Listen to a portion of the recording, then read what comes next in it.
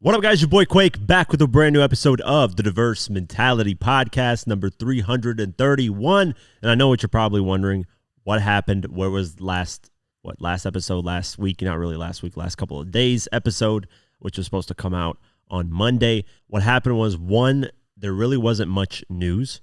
So I'm not going to lie and cap with you guys. There really wasn't much to talk about.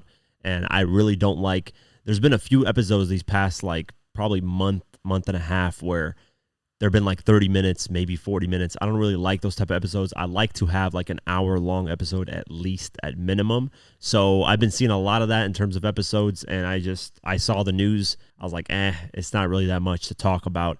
And I would have loved to done a segment where I fill up maybe a debate or something to talk about I don't know, an upcoming project or predictions, whatever. I need to do more of that, down the line, but it requires a lot more of my time, and I'm doing other stuff, and it's a little bit harder to do those things, especially, when random things pop up in your personal life that you can't, account for. Let's just say that. On top of that, we moved. I didn't move offices. I just moved a couple of feet.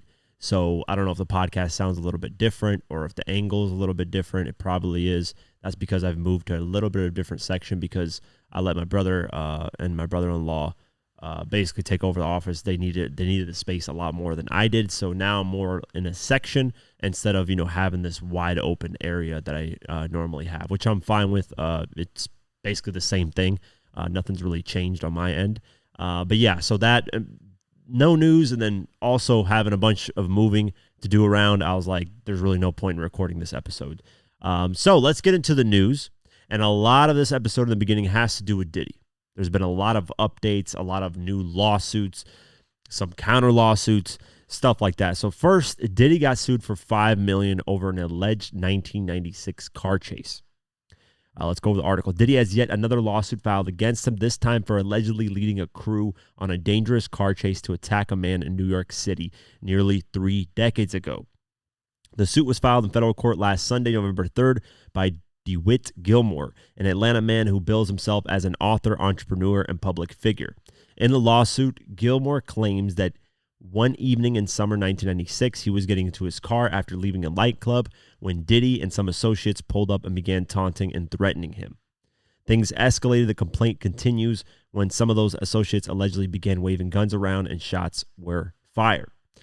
Fearing for his life, plaintiff Gilmore with witnesses were aggressively chased through the dark city streets and managed to evade the scene by accelerating through traffic, narrowly escaping a potential deadly ambush. The suit continues. Gilmore says he brought the suit after recently connecting with a witness from that night after decades of separation. This reconnection brought forth new insight and testimony evidence surrounding the events of that night, underscoring the intensity of the encounter with Sean Combs, he writes in the suit. It is raining, so if you guys hear something in the background, I apologize. Horrible timing. I don't know why this always happens when I record sometimes. The witness's account serves as recently discovered evidence significant enough to reopen the case beyond the usual statute of limitations due to the unique circumstances of intimidation and safety concerns that delayed earlier action. Gilmore is asking for $5 million for emotional distress, physical harm, lost opportunities, and reputational damage. Diddy's representatives told Hip Hop DX regarding Gilmore's suit, as we've said before, Mr. Combs cannot respond to every new publicity stunt, even in response to claims that are factually ridiculous. Mr. Combs and his legal team have full confidence in the facts and that the integrity of the judicial process. In court, the truth will prevail that these accusations are pure fiction. I watched his interview that he did, I think on News Nation or something like that. He did an interview on some major news network.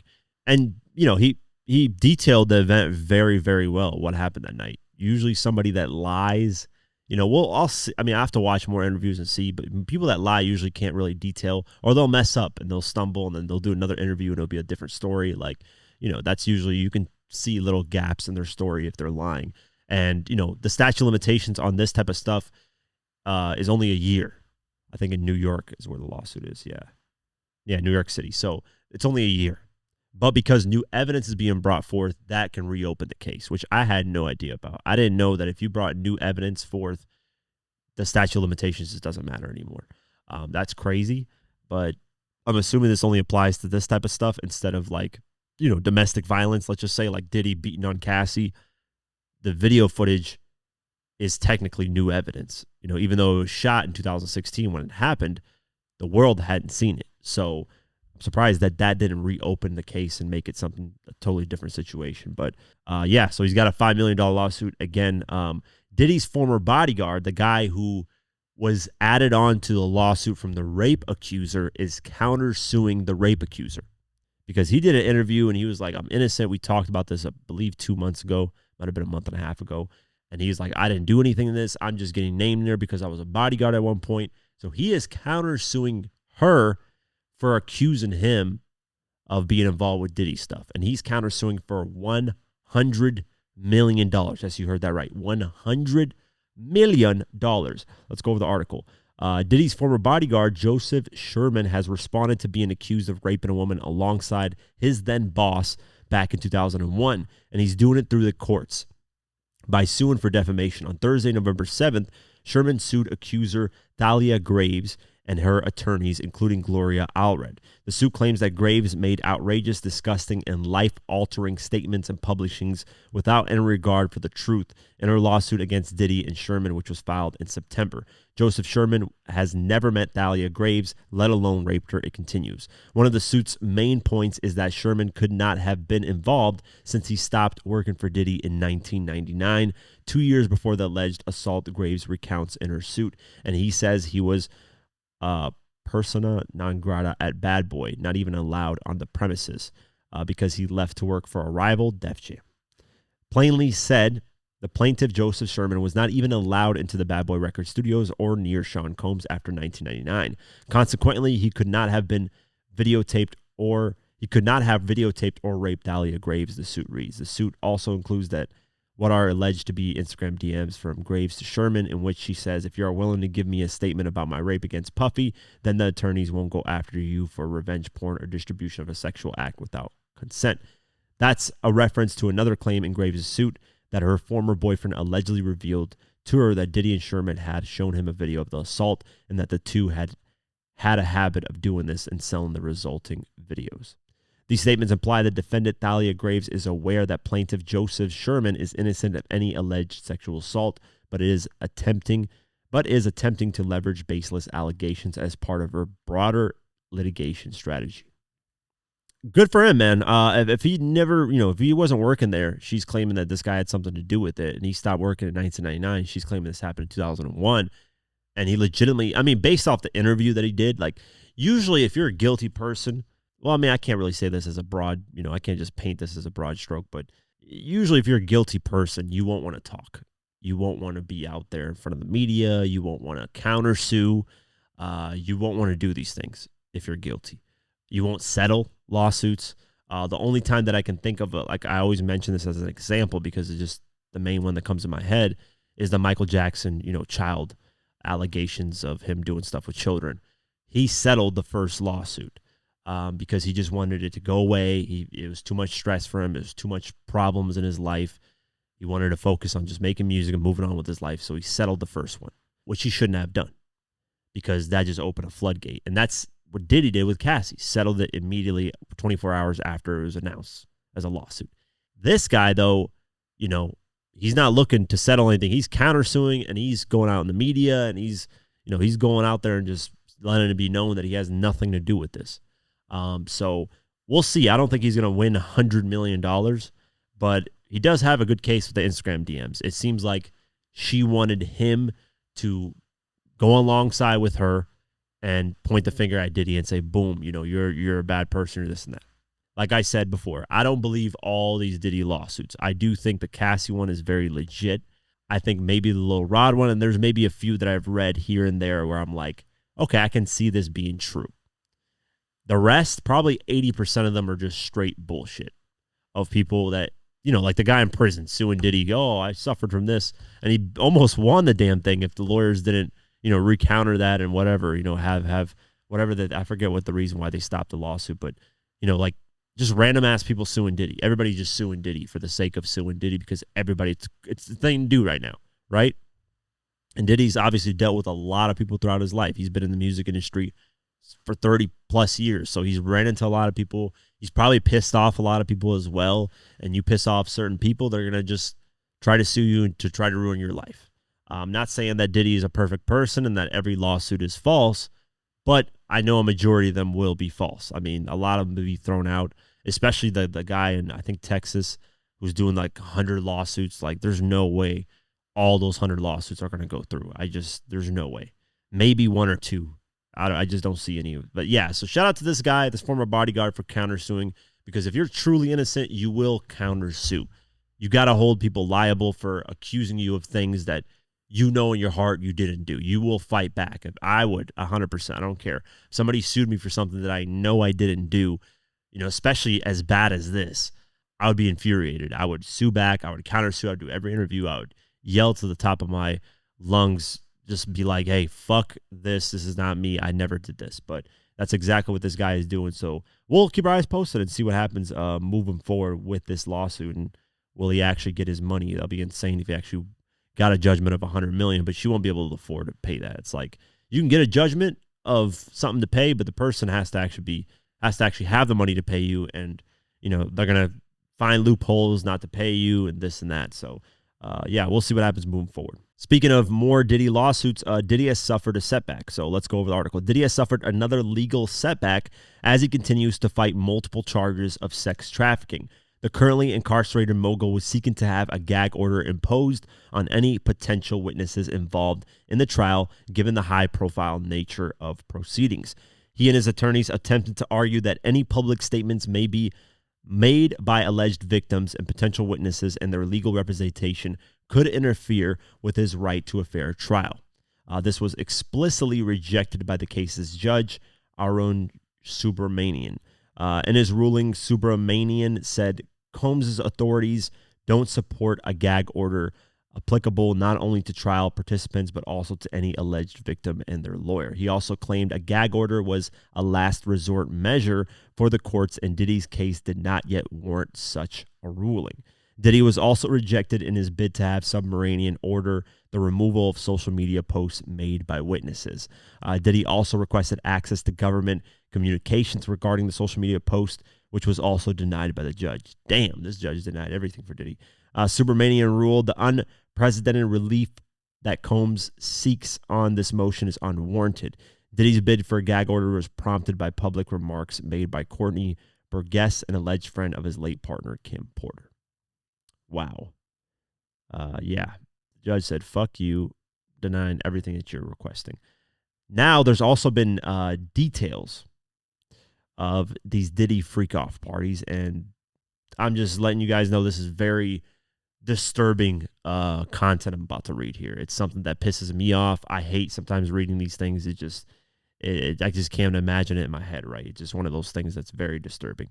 But let's go over the article. Diddy's alleged freak-off sessions reportedly featured underage children dressed up as Harajuku Barbies, which is like, I think Nicki Minaj plays that Harajuku Barbie role, I guess, according to a woman who claims she attended them. Who the fuck? Why did she should be locked up for that shit too. She attended them. Tani Wallace spoke to TMZ for their documentary, The Downfall of Diddy Inside the Freak-Offs, in which she recounted her alleged experience at the parties. In the documentary, Wallace claims she was invited to attend one of Diddy's parties by a Saudi Arabian prince, and reveals some lurid details. She says, I'm looking in the corner and thinking, are those midgets? Because there was people over them, like people trying to hide what they were doing, all huddled up. But no, they weren't. They were little people dressed up like Harajuku Barbies, red lipstick, looking like real sexy. Harvey leaned, then asked Wallace to clarify whether she was walking about adult little. Yeah, they messed up this article. Whether she was talking about adult little people or, in fact, children. She answered, am I going to get in trouble? I don't want to say I witnessed any of that crazy stuff, but we all have some common sense. Little people that's not supposed to be here. Diddy and his legal team have not yet responded to claims made within the documentary. Fucked up, man. Why the hell are you attending that? You should have been said some shit. This is my problem, too. I think a lot of these individuals are now coming out and talking about this stuff. Like, where the fuck were you guys when this stuff was going down at that moment that it was going down? If you attended these parties, if you were part of this, say something. I get it. You were scared for your life, blah, blah, blah, blah, blah. But I would have, hey, listen, me, I don't give a fuck. Billionaire, millionaire, quadrillionaire. If I saw something like that at any Hollywood party, best believe with the second I'm out of that building, I am, well, I'll try to get some evidence. That's the number one thing. If I ever saw something like that, I would try to play like, oh, I'm part of this shit, and I'd try to get some evidence. That's the number one thing, just because, so I have proof. But I would immediately leave that building, call the police, tell them to, listen, there's a fucking insane party right now going on involving minors. It's some weird shit. Police, please come in here and destroy this place right now. Raid it, do whatever the fuck you got to do. I don't know how that would work. I don't know if it would work. I don't know what would happen. I would immediately do that, though. I'm surprised more people don't do that because the police will also keep you anonymous if you're going to call, for the most part. Obviously, everybody's going to comment and say, oh, there's little things here that, they won't. So for the most part, they'll keep you anonymous. And sometimes the police actually work for the celebrity, so that could screw you in that end. But I would immediately, like that could not sit in my mind, in my conscious, knowing that I saw something like that and not did anything about that. But that's a whole different story. I've talked about this millions of times. I have these like what if things that if something like that happened to me, if I saw something like that, I would immediately snitch. I don't give a fuck what kind of money I'm getting. That's the thing with me. Money has never been a thing that's motivated me to do anything. Like money is a great thing to have. It's a great luxury because it gives you freedom to a certain extent, but other than that, I don't give two fucks about it. Like it doesn't make me or break me. It's not, my whole life doesn't revolve around money. But there's people like that in this world that will literally shut up, get paid from really rich people to let them do whatever the fuck they want to do. And that's sick world we live in, man. Speaking of money, Diddy needs some money and his house isn't selling. So let's go over the article. Diddy is reportedly struggling to find a buyer for a $61 million Beverly Hills mega mansion. I would not buy that shit if it was discounted for $100,000. Period. Because there's some shit happening in that building. And I would never want to be haunted by those ghosts. I don't know what the fuck happened in there, but there's something that's why probably it's struggling to sell. Then Bad Boy Records mogul placed his longtime home on the market 2 months ago, but is struggling to find any interest in the property. The mansion was one of Diddy's properties that was raided by Homeland Security earlier this year as part of their investigation to sex trafficking allegations. According to TMZ, a couple recently viewed the property, but the woman was creeped out by the house. I would be too. Shout out to that woman. I couldn't even imagine the type of energy in that fucking house. That whole house needs to be destroyed. That area needs to be turned into a fucking, I don't know, some flower land or some shit, something, right? No house there. It is also reported that the asking price of $61 million is far above market value. Okay, that kind of plays a role. The 13,000 square foot property is located in a swanky platinum triangle of Los Angeles, which encompasses the adjacent neighborhoods of Beverly Hills, Homely Hills, and Bel Air. According to a property description, the fully remodeled home boasts a luxurious paneled entry foyer with a sweeping staircase bathed in natural light, along with a large living room, formal dining room, a wine cellar, office, and a gourmet kitchen with a family room and separate catering kitchen.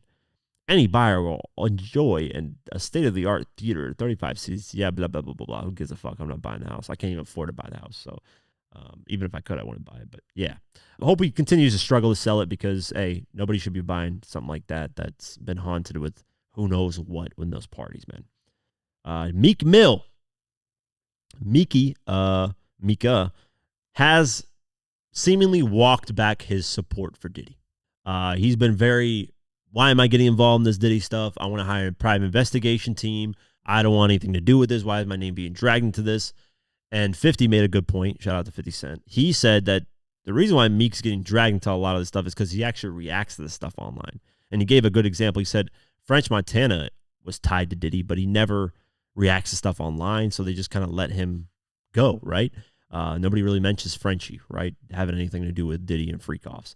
But let's go over the article. Meek Mill has seemingly walked back his support of Diddy after previously being willing to bet a major money that the embattled mogul's charges won't hold up in court. A fan ran into Philadelphia rapper in what appears to be New York City on Tuesday, November 12th, and shared a short clip of their interaction, which includes Meek pledging that he's no Diddy gang. Let's play the clip. Yo, son, what's up? Yeah, y'all already know how we Yo, playing out this motherfucker. This let's real go. life. Real life Yeah, shit, nigga, bro. no Diddy gang, Meek Mill in real life. Don't Yeah. ever disrespect me, you Talk heard? that shit, Meek. Yeah, Meek. Yeah, I mean, he ran into somebody in public, so he's like, y'all ain't gonna fucking play with me in real life. I'm glad, man. I'm glad he stays away from the stuff. I hope that he doesn't, react to online things. That's the number one thing that's gonna get you caught up in some bullshit online is when you react to it. I mean, I've had people send me death threats over an opinion. I've had the craziest shit happen online. I thankfully yet haven't been the center of attention on something, whether a documentary that I make or something, because I'm not really, and this kind of makes me or breaks me to a lot of people. I'm not super controversial, right? I don't sit here and I don't know, like I'm going to use two YouTubers, for example. What's the Dirt, what he did with his breakdown of the Family Matters track, right? He had some assumptions of Drake. He said the N-word this many times because of that. He got a lot of backlash for that. And then he responded to a YouTuber that got, and the company man, shout out to him, got a backlash. He was the center of attention of that for like a day or two where everybody was attacking him in the hip hop world. Another person is like Trap Lord Ross, where he did the King Von, is he a murderer, serial killer, sorry. That got a lot of attention. He got a lot of backlash, a lot of support, blah, blah, blah, right? I've never really deep dived into or never really had a take that was insanely controversial like that. And so I've never really been, I've had probably the take that everybody's kind of been upset with me about, where I actually got death threats and stuff, was me liking Rap Devil more than Killshot. Even though towards the end of my video, if anybody listened, that's a Eminem stan. I obviously love Eminem way more than Machine Gun Kelly. I've supported Eminem, every Eminem album that's ever been released, even the shit show that was Revival. Yeah, so I've always been an Eminem fan, always been excited when he drops an album, always streamed, as much as supported, whatever. Death of Slim Shady, I bought a physical, bought a digital, streamed, all that stuff. But that was probably my biggest backlash that I got online. Other than that, I've been pretty, and it's easy to create controversial takes where everybody gets pissed off, and I feel like that's clickbait, and that's not what I am. I'm going to give you guys my actual take on something, and whether it's controversial or not doesn't really matter to me.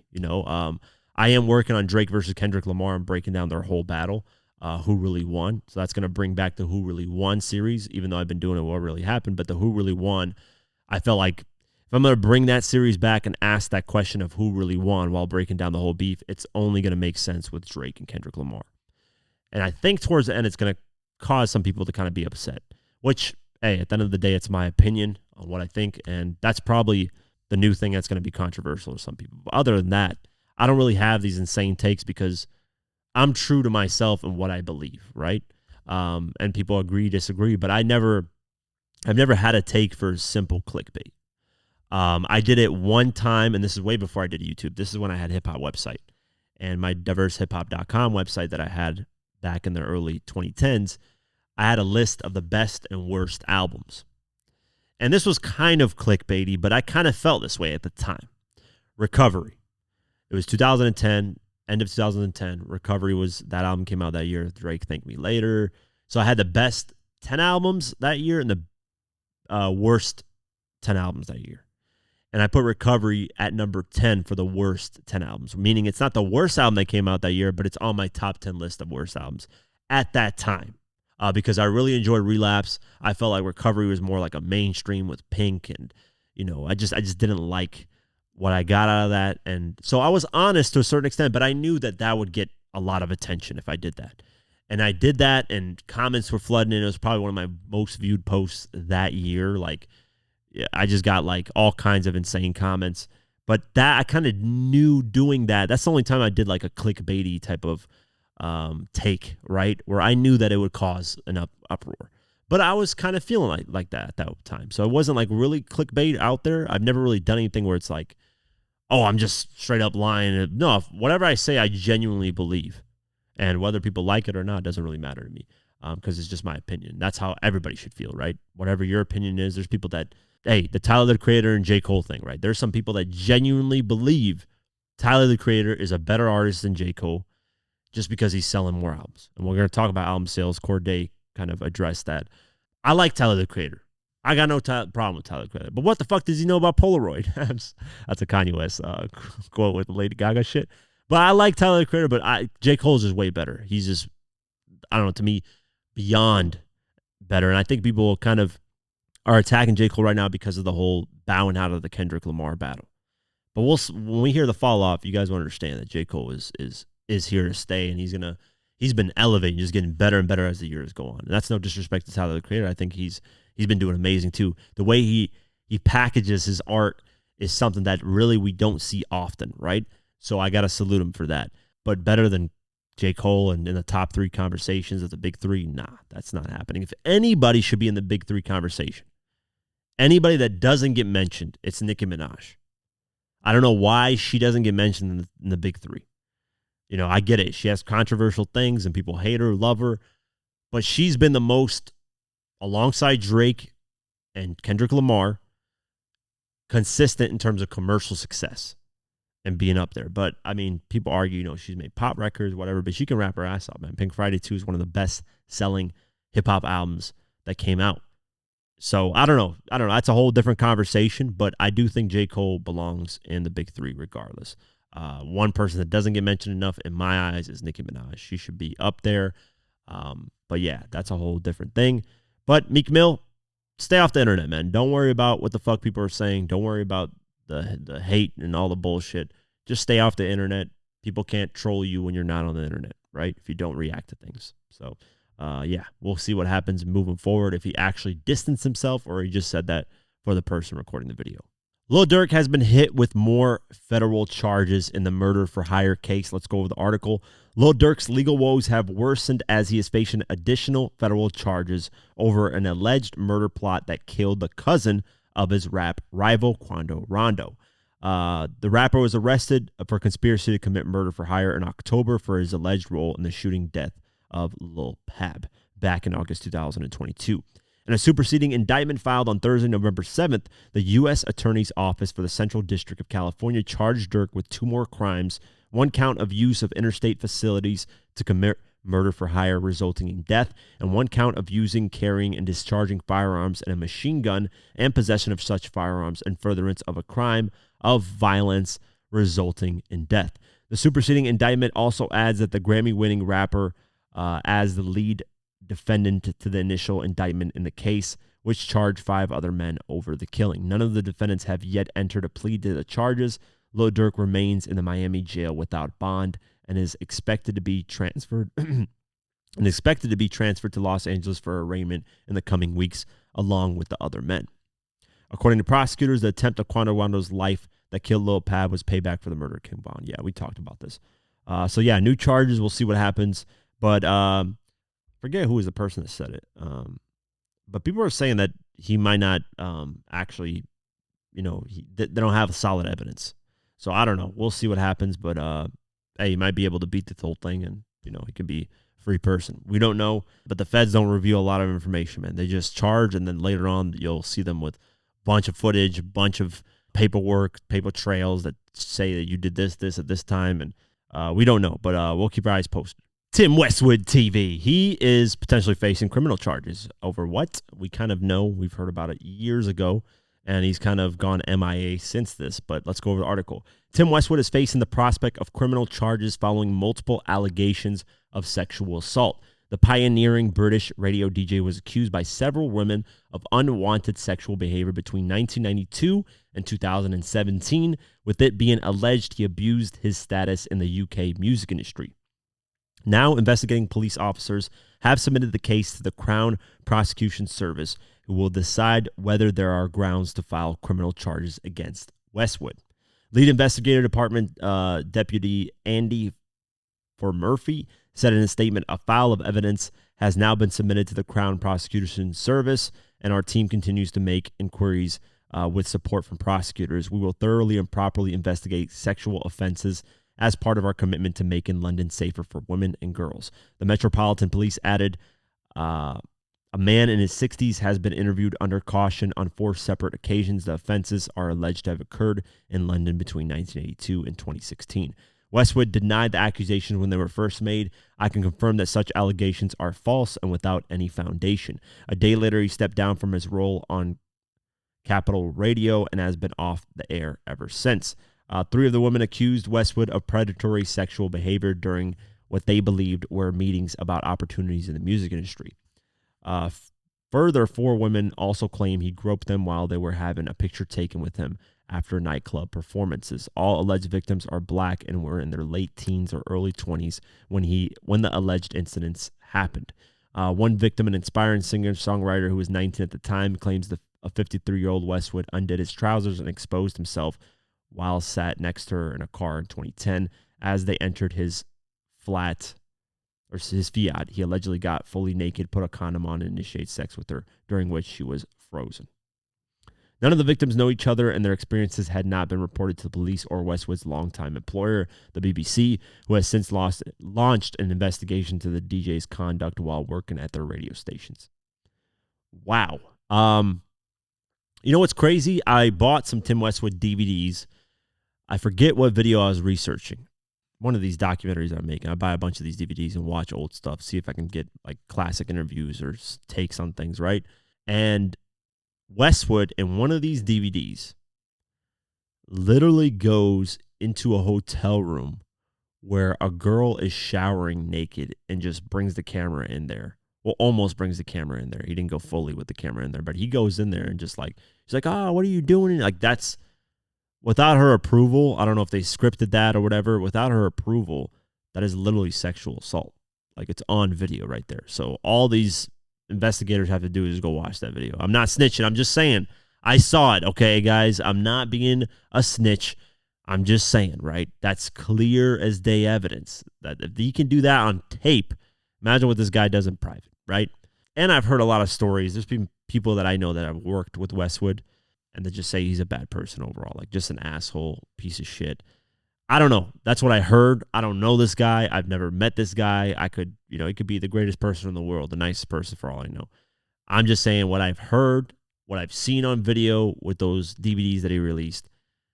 Things are kind of, I always say this, where there's smoke, there's potentially fire. That's all I'm saying. There's a lot of smoke here, and we'll see what happens moving forward, but it'll be interesting to see what kind of charges they have in the UK for this stuff. That's kind of, I want to learn that aspect of it. But yeah, we'll see what happens moving forward. Cordae got on social media and addressed first week sales because some people have kind of shitted on him for first week sales. And yeah, let's go over it. Cordae has claimed that he does not care about first week album sales just days before the release of his new project, The Crossroads. Talking to X, formerly Twitter, the rapper seemed nonplussed about his forthcoming album and how it would land commercially. He said this. Let's go over a lot of these posts. He said, want to say this now. I don't give one fuck about the first week sales. It's a very inaccurate way to calculate impact, especially with the current streaming metrics. I seen somebody do 11K first week and then do arena tour off the same album. That's the end of my TED Talk. Second one. Guys said my last project first week numbers wasn't good, and I ended up doing a sold out headline world tour. In the 1990s and the 2000s, music was consumed by people actually going to the stores and buying albums. Whether you did 100K first week, that meant, when you did 100K first week, that meant 100,000 people went and bought the CD. Now you can have 300,000 people listening to your album on streaming, and the units equivalent is 200. And Wale responded with an interesting take. He said, to be honest, hard tickets should count. System is broke. You know what? There's certain things that I agree with Cordae when he's saying this, right? Back then, I always give the back then more props because you had to get 100,000 people to leave their house, go in the snow, rain, regular weather, whatever weather it was, go to the store, pay anywhere from $11, if you were lucky, sometimes $9, but anywhere from, let's just say, $11 till $20 to buy one of your CDs. Now, sometimes you would lose that CD, a person would have to purchase it again, but that's how much people loved artists' music. Now it's very easily accessible. You push a button, you skim through it, you like what you like, you don't like what you don't like, and that's it. And the metrics are way different, right? Getting, like, for example, me, I can listen to a new artist, and my new listen counts as a stream. But will I ever go to this guy's concert or this artist? Will I ever purchase anything from this artist? Probably not. And there are a lot of listeners like that. That these people, they get listens, they get numbers, but they don't have a lot of people showing up for them at concerts. And that's the thing in today's time. I do agree with him that you need to, if you have a cult, a community that follows you, that's built, that's how you truly can dictate. You would think that would transfer over, right, on a new album, right? You would think that, hey, let's just say you did a tour and everywhere you sold out, right? You sold out 5,000 people every night. You would think that, selling out 5,000 people every night would equal to, whatever amount of streams. Let's just say you did 100 shows, 5,000 people. What's the math on that? 500,000 people. You would think you would eventually do 500,000 copies equivalent of streams on that album. That's what you would assume as time goes on, right? But it's not like that, right? Like how Cordae is saying, 100,000 people would buy your album and 100,000 people would show up for the most part to your concerts. But now you could have 100,000 people that show up to your concerts and only have 20,000 equivalent streams, despite 100,000 people listening to that album, because the streams don't equate to actual physical sales. One stream isn't one physical album sale. It's like, I forget what it was, like 1,300 streams equals like one sale or some shit like that. So it's skewed. And I think in today's time, man, I think if you focus on first week sales or just sales in general in today's time, I think you just like it for the fact of just numbers, right? I really don't care anymore what an artist sells first week. I know I talk about it, but to me, it doesn't. It's never dictated to me whether I like an album or not, ever in my life. I don't give a fuck what a person sells, what they don't sell. It's never dictated to me like what's great. I know a lot of albums that sold a lot, and I never listened to them. I don't like their albums, and I know albums that didn't sell shit, but I enjoyed their albums. At the end of the day, it should never dictate, what. But I mean, the internet's just going to clown you regardless. The internet's going to clown, Cordae if he does 10,000 or if he does 100,000, they're going to clown him and be like, oh, you should have done 200,000, right? So I like what Wale said about hard tickets should count. I do think they should implement a way, but how are you going to implement that? How is it going to equal the album sales? Stuff like that, man. It's going to, or how about this? You buy a hard ticket, you go there and you scan, your streams off an album, off the artist's album, and they get scanned in there and they count as actual sale, no matter what your streams were on that album. I think that should count. Like if you, let's just say you buy a ticket, right, from Cordae, and you get his album, right, and you actually, there's proof that you listened to the whole album top to bottom, and you go to his concert and they scan, somehow they can get a scan on your phone, like a code that you actually streamed the album. They'll give you a specific code. You scan that, and that counts as the actual sale. So that way, the ticket sale counts as an album sale as well when you scan it. I think that would be interesting, but there'd be ways to manipulate that and cheat it. You know how people are, man. In today's time, people just always fuck shit up. Humans cannot be ethical and just do things the right way, but that would be like a cool little idea that, like, hey, I sold a ticket. Despite how many times you stream this album, as long as you streamed it one full time, which is basically a CD purchase, because back in the day when you bought a CD, you listened to the full CD. It didn't leak online. Sometimes it did, but, we're talking like 90s. It really wouldn't leak online. You would buy the CD, you listen to the full CD, and that counts as a sale, regardless. So I think that should count as a physical sale if the person bought a ticket as well and goes to the concert. Or it might count as 2-3 sales. I don't know, because the price point is a little bit different. Obviously, a ticket's like $40, $100, whatever, versus an album is $10 to whatever, $20. But that could be a system that could be implemented. But a lot of shit can be manipulated like that. It's just a harder tracking system. I think that's why Billboard and these sales areas count it the way they do, because it's a little bit easier to track. We did have that bundle situation where people bought merch and they put albums into the merch and they counted it as a sale, and that caused a whole uproar. And 6ix9ine was boosting, and Travis Scott, and these artists were boosting their numbers, and it was causing a whole headache. And then they just said, fuck it, we're not counting merch sales with album sales anymore. And so that's all that's going to happen is if that got implemented, right? You go there, you buy a ticket, you scan your stream of the album. If that got implemented somehow, some way, that would be manipulated and people would just screw that up and get their sales boosted. At the end of the day, I don't give a fuck how much an artist streams. I don't give a fuck about any of that stuff. The old school way of somebody having to go to physically buy your CD in a store was 100 times harder than it is now.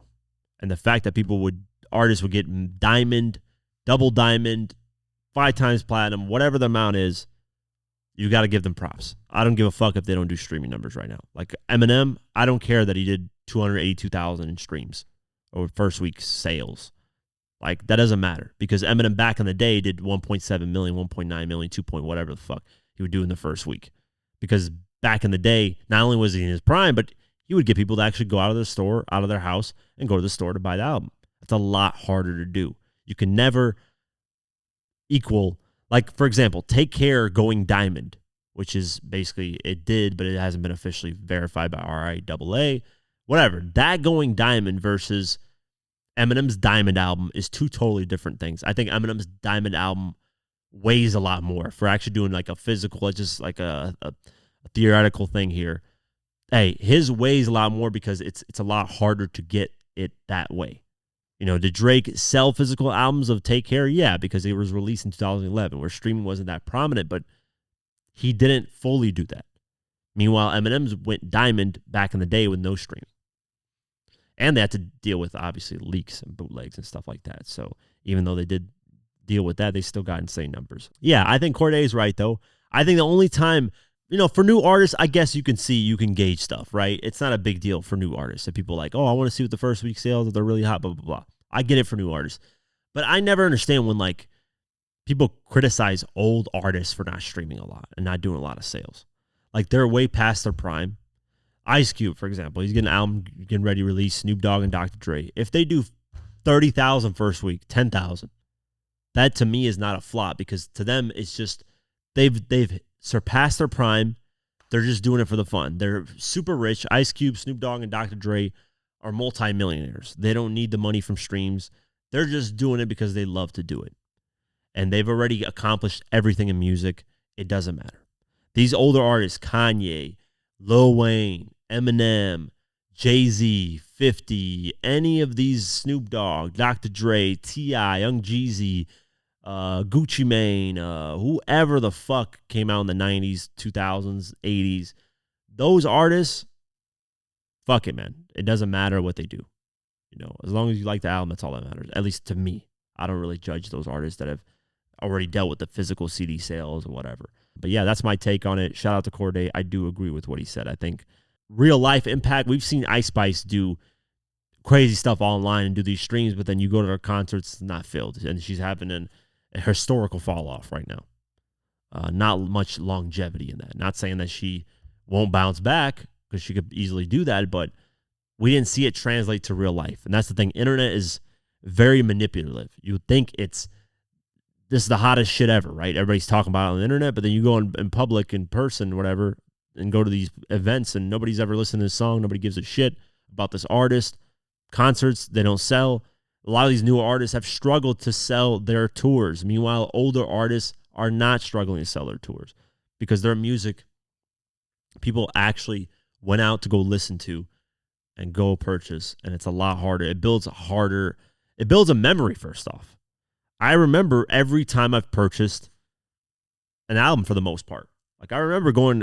I went to Target because Target was the one that had the explicit version of J. Cole's Born Center. And I recorded a quick Vine of that. That's the funny thing. I actually recorded a Vine. I don't know if Vine's still up and running, but I have a Vine of that where I go and buy J. Cole's Born Center album.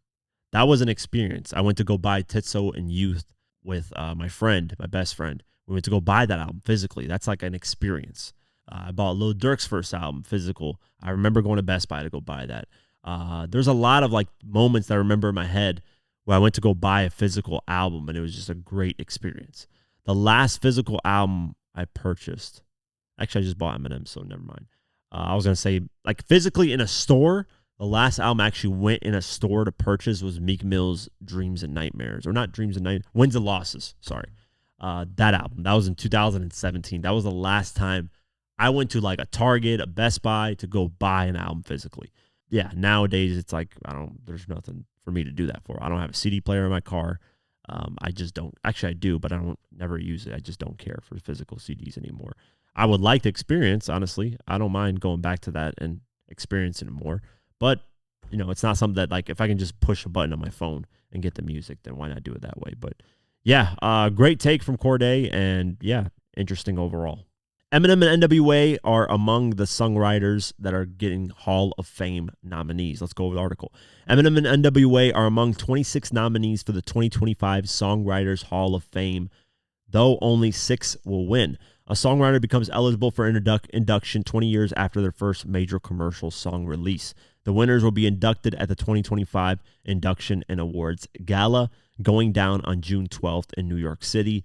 In naming their nominees, the Songwriter Hall of Fame listed 5 songs, but noted they are merely a representation example of their extensive catalogs. For M, they named Lose Yourself, Stan, Mockingbird, Houdini, and Rap God. And for NWA, they named Express Yourself, Dope Man, Fuck the Police, Gangsta Gangsta, and Straight Outta Compton. Other nominees include Rodney, Darkchild, Jerkin, and Janet Jackson. Voting by eligible members will go through midnight Eastern on December 22nd. Interesting, man. Eminem definitely deserves songwriting, man. There's been nothing better than Stan. So we'll keep our eyes posted on that and see what happens next year in June of 2025. The 2025 Grammy nominations. This is something that I was going to record on Monday's episode, but this is really the only major news that happened at that time. But let's go over the list. I know I'm a little bit late on for the most part, but I'm going to give my thoughts on this. The nominees for the 2025 Grammy Awards have been announced, with Kendrick Lamar, Beyonce, and Andre 3000 among the many names up for the silverware. The Recording Academy unveiled the eagerly anticipated nominations for Friday, November 8th, ahead of the 67th Annual Awards ceremony, which takes place on February 2nd at Los Angeles' Crypto.com Arena. Beyonce leads all artists with 11 nominations thanks to her chart-topping Cowboy Carter album. Beyonce just opened her mouth. Someone go hand her a Grammy right now? Come on, bro. Beyonce is, dude, the Grammys, I mean this with all due respect, they just, oh my God, they love Beyonce and Jay-Z. Oh, they would literally just jizz all over. The thought of Beyonce in the Grammys' head and mind is just, they're jizzing all over the place. They love it. They love Beyonce. They cannot get enough of Beyonce. Jay-Z's speech about her winning album of the year, he's crying on stage about it, being a little crybaby because America and the Grammys don't love them enough more. I don't want to get back into that because it fucking makes me pissed off, but 11 nominations. This is why I don't watch the Grammys. This is why I don't give a fuck. I only review it for you guys. That's it. And it's torture for me because I don't give a fuck about these award shows. They just be on, you know what, when it comes to this fucking Beyonce and Jay-Z. No disrespect. God bless them. God bless them and their Grammys. Oh, man, I wish I could. Never mind. Best Rap Album nominations. Let's go over it. J. Cole, Might Delete Later. That's interesting. That was a mixtape just randomly released. So that's an interesting nomination. Common and Pete Rock, The Auditorium Volume 1. Never heard it. Might check it out. Doechii, Alligator Bites Never Heal. Never heard it. Might listen to it. Eminem, The Death of Slim Shady. Eminem should win. My bias coming in. Future, Metro Boomin, We Don't Trust You. Out of these, well, the most that I've listened to out of all these is Eminem's album. But I got to check out that Common and Doechii. Definitely will check those out. Best Rap Song, Rhapsody featuring Hit Boy. I always mess up this guy's name. Rhapsody, whatever his name is. Featuring Hit Boy, Asteroids. Kanye West and Ty Dolla $ign featuring Rich the Kid and Playboy Cardi, Carnival. Roll, go, go, go. It's so good she on a roll. She ride a dick like Carnival. Go, go.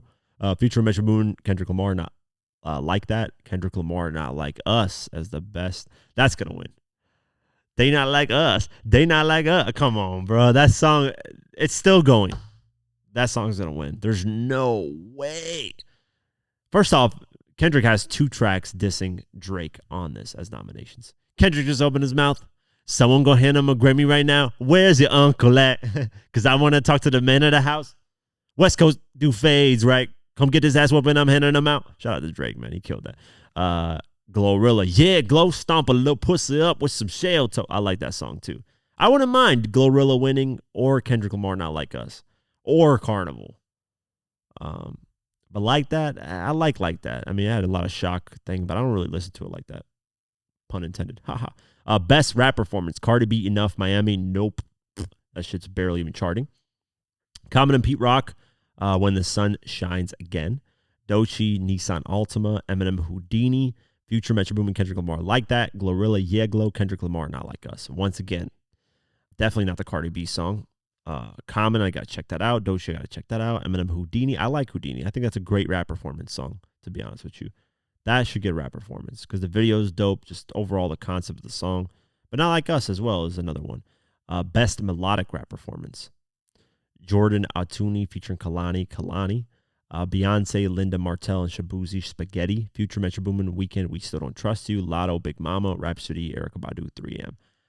Most of these songs I don't know, so I don't know. Album of the year, Andre 3000, New Blue Sun, Beyonce, Cowboy Carter. They're going to give it to Beyonce because of Jay-Z being a crybaby on stage. Sabrina Carpenter, Short and Sweet. Charlie XCX, Brat. Jacob Collier, Desi Volume 4. Billie Eilish, Hit Me Hard and Soft. Chappelle Roan, The Rise and Fall of the Midwest Princess. Taylor Swift, The Tortured Poets Department. They might actually give it to Taylor Swift. That'll be funny. Don't have Kanye there if that happens. Song of the year, Shabuzi, A Bar Song. Billie Eilish, Birds of a Feather. Lady Gaga and Bruno Mars, Die with a Smile. Taylor Swift and Post Malone, Fortnite. Chappelle Roan, Good Luck Babe. Kendrick Lamar, They Not Like Us. That should get Song of the Year. Sabrina Carpenter, Please, Please, Please. Beyonce, Texas Hold'em. Record of the year, The Beatles, Now and Then. How does The Beatles get Record of the Year? Beyonce, Texas Hold'em. Sabrina Carpenter, Espresso. Charlie XCX, 360. Billie Eilish, Birds of a Feather. Kendrick Lamar, Not Like Us. Chappelle Roan, Good Luck Babe. Taylor Swift, Post Malone, Fortnite. Interesting. I'm not going to go over Best New Artist, but I think Shabuzi should win that just because he's the GOAT. Best R&B album, Chris Brown, 1111 Deluxe. Usher, Coming Home, and a bunch of other people. R&B again. Best R&B song, again. SZA should win that. Saturn, shout out to her. Best R&B performance. Says Saturn, shout out to her. Best traditional R&B performance. I'm just quoting what I think should win. None of these people Grammys haven't started yet. I'm going to go over this spoken poetry stuff, pop vocal album. I don't really give a fuck about these categories. Opened up a double shot of whiskey. Daniel's got history. Shabuzi should be winning a lot of this stuff. Best music video, A$AP Rocky, Taylor Swift and Post Malone, Fortnite. Charlie XCX, 360. Eminem, Houdini should win best music video. And Kendrick Lamar, Not Like Us, is nominated. Eminem, Houdini's just dope, man. Going back from the early 4 video that he had, or 2002, sorry.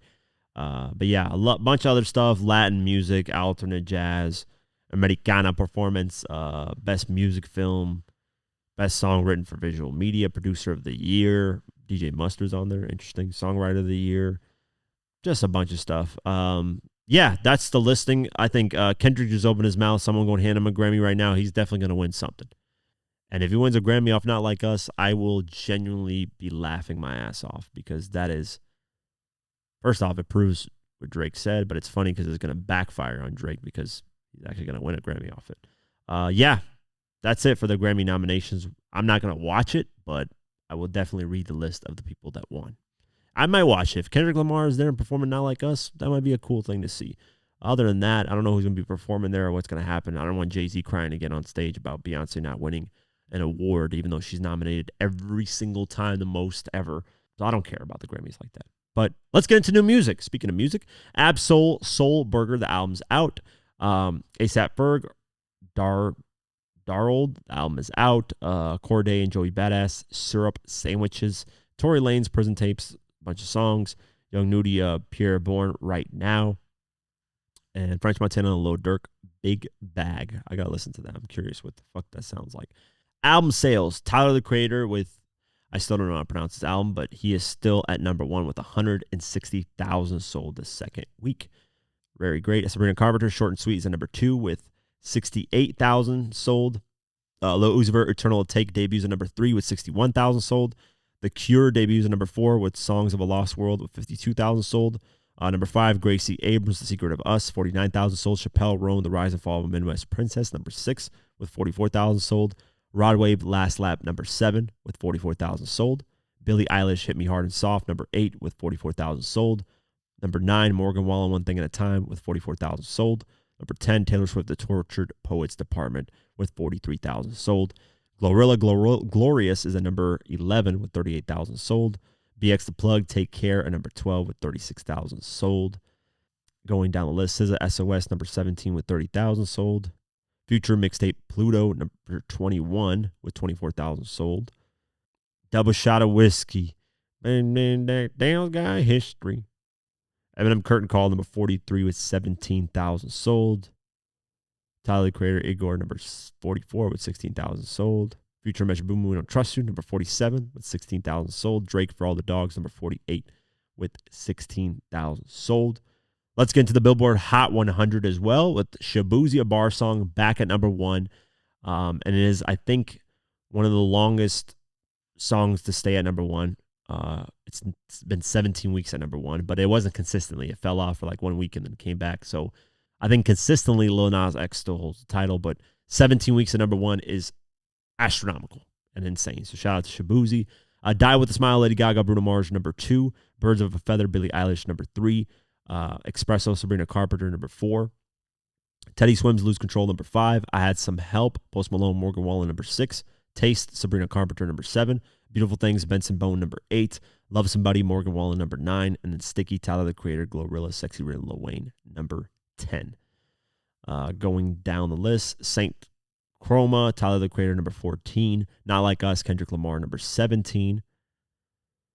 Darling I, Tyler, the Creator, number 21.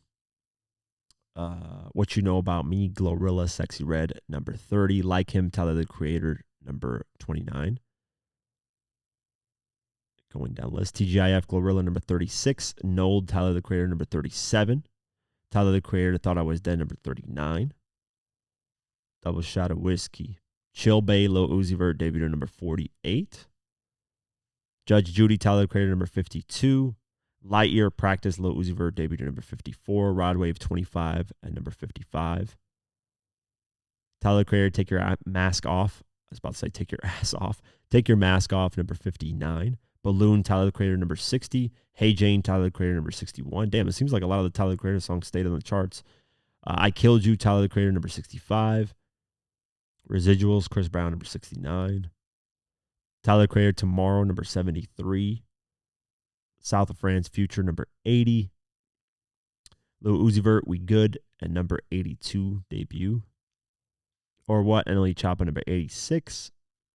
I Love a Glorilla, T-Pain, number 91. Prove It, 21 Savage, number 92. I Hope You Find Your Way Home, Tyler, the Creator, number 93. 2 a.m., BX The Plug, number 95. Hold On, Glorilla, number 96. Change Me, BX The Plug, number 98. Him All Along, Gunna, number 99. And then Brokey, Lotto, debuted at number 100. Yeah! And that's it for today's episode of the Diverse Mentality Podcast. I hope you guys enjoyed the podcast. Spotify, Deezer, Pocket Cast, YouTube, all that. Support us. I appreciate it. As always, have an amazing night, day, whenever you listen to this, and peace.